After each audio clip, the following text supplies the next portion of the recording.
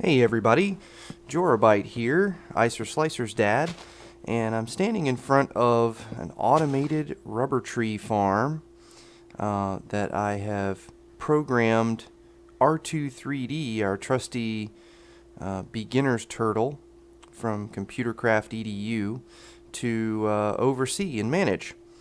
And going to take a look here in this chest and look at all of these resources. This chest is almost full. I'm going to have to set up some sort of factory to keep up with, manage and process all of this raw rubber and rubber wood using a sawmill and some other things like that. But what we're here to do today, I have another video, kind of lengthy video, where I go over the program fell that enables a turtle to take down one of these trees, and then as the leaves decay we get saplings in this chest over here via the hopper and some item ducts. There's another tree that just grew, and R2-3D is really good at just tirelessly patrolling the grounds and chopping down trees whenever he needs to and putting more resources into the chest over here. So we're going to pause the video and be back and look at several different small programs that have been written to do different things, and then they all go together with this program that I have in my hand, the disk for it, Harvest. So we're going to look at each of these programs so that you can set up programs like this yourself. We'll be right back.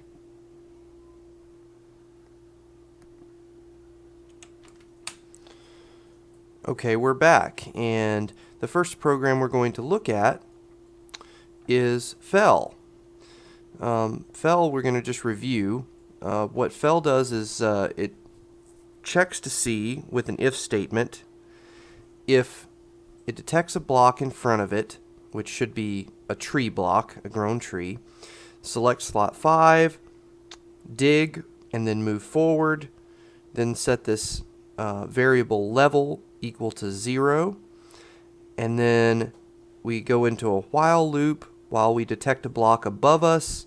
Then do this, dig up, move up, and advance level. Level equals level plus 1. End that. Then another while loop. While level is greater than 0, move down and decrement level. Then once we end that while loop, we're going to dig down, which is the lowest tree block or the lowest piece of wood. Then we're going to select our first slot where our saplings are, place down a sapling, move back, and then end the program in the program loop, or the if statement up at the beginning. Of course, if there is no tree there, then fell is going to be skipped altogether because of this if statement up there. If detect a block in front equals true. If there's just air there, then this program will just skip to the very end here and will not run at all. Alright, so the next program we are going to look at is saplings. If we're in this beginning position, and I see that we've grown another tree over here, well, a couple of trees, but if we're in this first position and we're about to start our rounds checking on all the trees, but we don't have saplings in that first slot, as is the case right now, then we're going to run this program called saplings.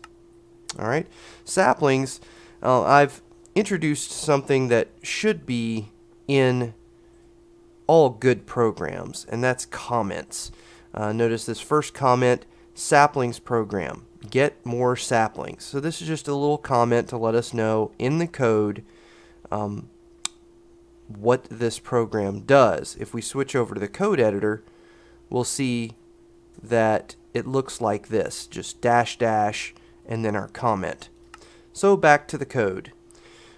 In the saplings program, we select slot number 1. If the item count in that slot equals 0, then, here's another comment, move to the sapling chest. We're going to turn left, move forward, make a whole bunch of movements, and those movements are going to put us right above the chest to my left. Then, if taking items from below equals true, so this is actually both a test and an action or a function. Take items from below is a turtle function, and it returns a value either true or false. That's success or failure. So if it was true, we're going to say, the turtle is going to say retrieved saplings. Otherwise, say no saplings available.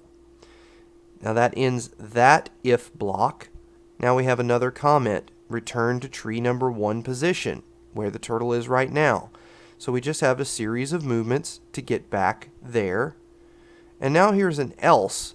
Now this else goes back up to this if statement. If item count in this slot number 1 we selected, if item count equals 0, then what if it's not equal to 0? Sorry, we're getting a few extra tiles there than we needed. So if it's not equal to 0, then we'll do this else statement. And this else statement says say no need for sapling retrieval. So that's going to kind of bypass the program and then end the original if block. So that is the saplings program. And run the program. R2 moves over there, retrieved saplings. Look at that. And that program is done. So we've seen fell in action, we've seen saplings in action. We'll be right back and look at the next program. We're back, and we're going to look at the next of R2-3D's programs. This one is called Drop Off. So we've looked at felling trees, getting more saplings. Now we're going to look at dropping off materials that are in R2's inventory. If we look over in R2's inventory, I've placed some junglewood planks in the inventory in various slots. And this program, if it works correctly, will cause R2 to travel to the strongbox over in the other corner and empty everything except the saplings that he retrieved with our last program. So drop off begins, we've got a few spaces up here at the top, begins with another comment, drop off, deliver harvested resources. The next comment, go to output chest from tree number 1 position. And this is again just a series of movements that will take R2 from his current position in front of tree number 1 over to that strongbox. Next comment, we're going to step through inventory slots 2 to 16 and drop everything off. Here we introduce a for loop. A for loop keeps up with a variable, in this case slot, and increments that variable, changes the number of that variable until we get to the final location specified here, or the final number. There are different ways to go about a for loop, but it's basically just repeating something over and over again until the proper condition is met. In this case, we say for slot equals 2 to 16 do. So slot starts out at number 2.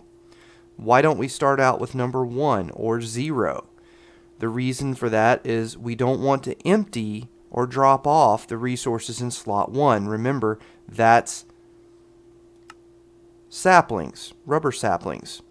So we're going to start with slot number 2, and then we're going to go to slot number 16. And each time we pick a new slot, we're going to select slot. So we're going to take that variable, whether it's 2 or 3 or 5 or 16, and we're going to select that slot. If the item count of the currently selected slot is greater than 1 and drop items down equals false. Why would we ask this? What we're having the turtle do here is actually drop the items in that slot.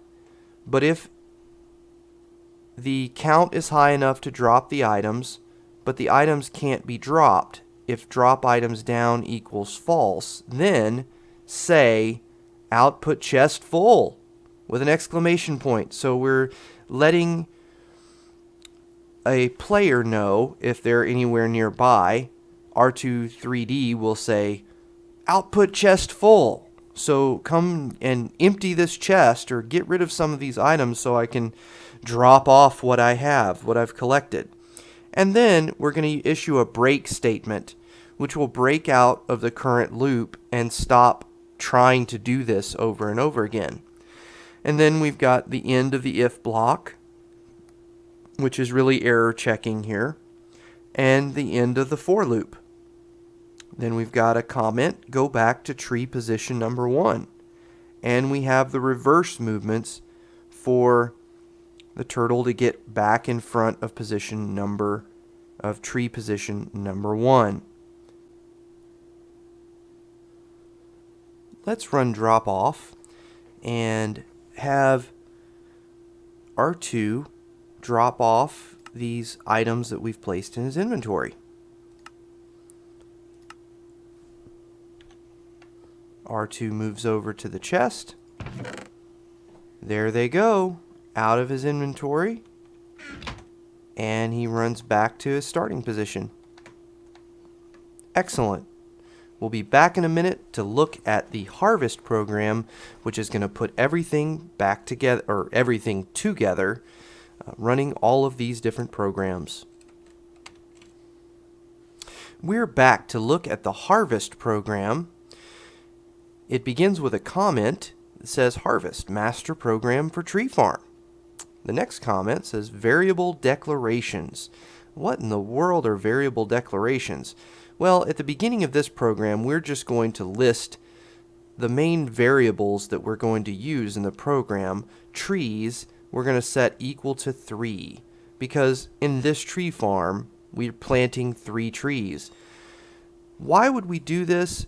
Because we may want to utilize this same program for different size tree farms, some with more trees, some with less trees. There might be different spacing. We're going to keep up with the position of the turtle, or which tree we're actually at. We're going to start at position 1 with R2 in front of the first tree position. And then steps is going to be our last main program variable. Steps we're going to set equal to 5. That means the turtle is going to have to move 5 spaces to get from tree number 1 to tree number 2 to tree number 3 and so on. Now we have a loop that's just pretty open-ended. While true, do. Anytime you want to have a program run forever until you stop it, you can use this loop because true is always going to be equal to true. So while true, do.